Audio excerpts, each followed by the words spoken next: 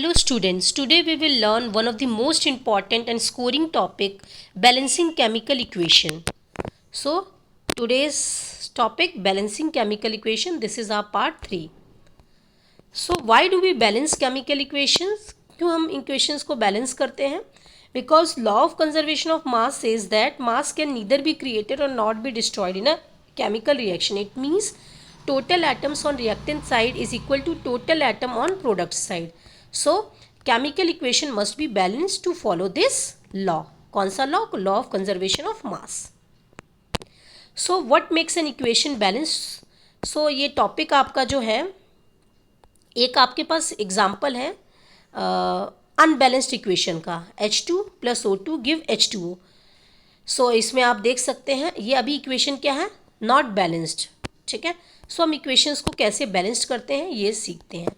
So H2 + O2 give you H2O, ये हमारे पास unbalanced equation है. अब इसको बैलेंस्ड कैसे करते हैं, जो इस फॉर्म में बन जाए उसको मैं आपको सिखा रही हूँ. एक इक्वेशन में आपको समझा देती हूँ. सबसे पहले आप एलिमेंट का नाम लिख दीजिए, कौन कौन से, हाइड्रोजन है ना ऑक्सीजन है. फिर एक साइड लेफ्ट हैंड साइड लिखिए, एक साइड राइट हैंड साइड. अब लेफ्ट साइड में जितने भी एलिमेंट हैं, जितने भी नंबर ऑफ एटम्स हैं वो लिखिए. लेफ्ट साइड में हमारे पास हाइड्रोजन के पास कितने नंबर ऑफ एटम है, 2. ऑक्सीजन के पास कितने नंबर ऑफ एटम है, 2 है. अब राइट साइड में आ जाइए.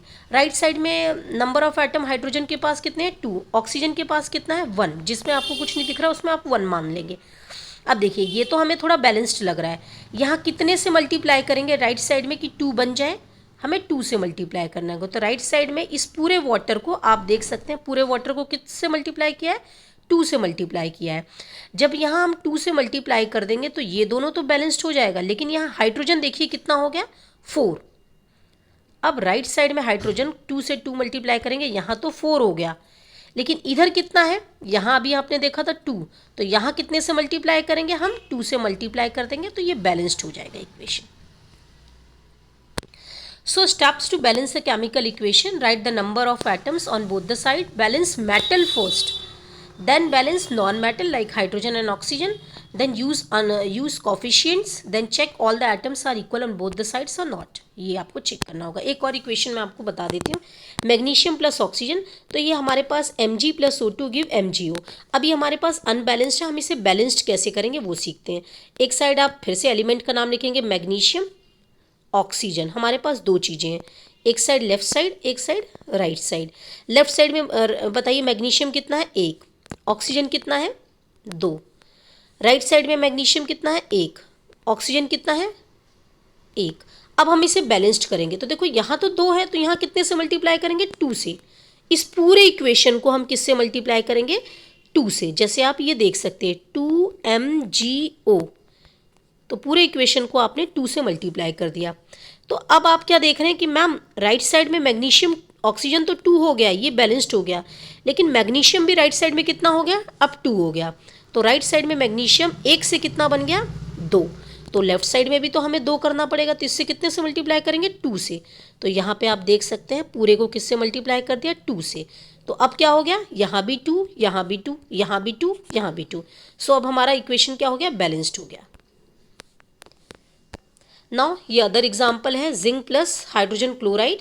अब देख लीजिए, या ऐसे ही आपको लिखना होगा जिंक और एक साइड हाइड्रोजन, एक साइड क्लोरीन. ये फिर ये लेफ्ट साइड हो गया हमारा पूरा, ये राइट साइड है हो जाएगा. और इसी तरीके से आपको नंबर ऑफ एटम्स काउंट करना है, काउंट करके बैलेंस्ड करना है इक्वेशन को.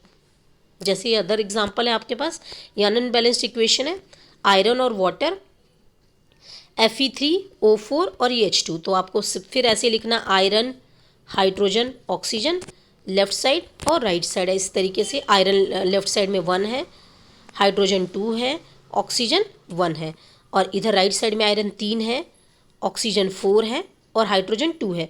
तो आप इसके अकॉर्डिंग बैलेंस करेंगे. तो सबसे पहले मेटल्स को बैलेंस करना होता है. जैसे यहाँ 3 से मल्टीप्लाई करेंगे, तो इक्वेशन में आप देख सकते हैं 3 से मल्टीप्लाई किया गया है. तो अब ये आयरन जो है वो बैलेंस्ड हो गया, इधर भी 3 है, इधर भी 3 है. अब हमें देखना है ऑक्सीजन, ये देखिए यहाँ पे 4 है ऑक्सीजन और यहाँ पे कितना है, 1 है. तो पूरे को कितने से मल्टीप्लाई करेंगे, 4 से मल्टीप्लाई करेंगे. जैसे आप देख सकते हैं लेफ्ट साइड में ऑक्सीजन को बैलेंस करने के लिए यहाँ पे 4 से मल्टीप्लाई किया है. जब 4 से मल्टीप्लाई किया तो यहाँ पे हाइड्रोजन कितना हो गया, 8. यहाँ 2 से कितना हो गया हाइड्रोजन, 8 बन गया.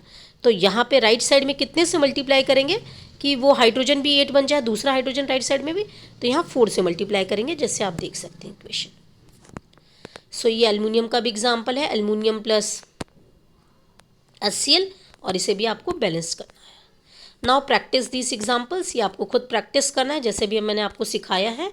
Recaps, equation must follow a law of conservation of mass. Balancing ensures equal atoms on both sides. Start with complex molecule, finish with hydrogen and oxygen. Now thanks for watching. Tips for success: do not change the formula, one element at a time, practice regularly. Thank you everyone.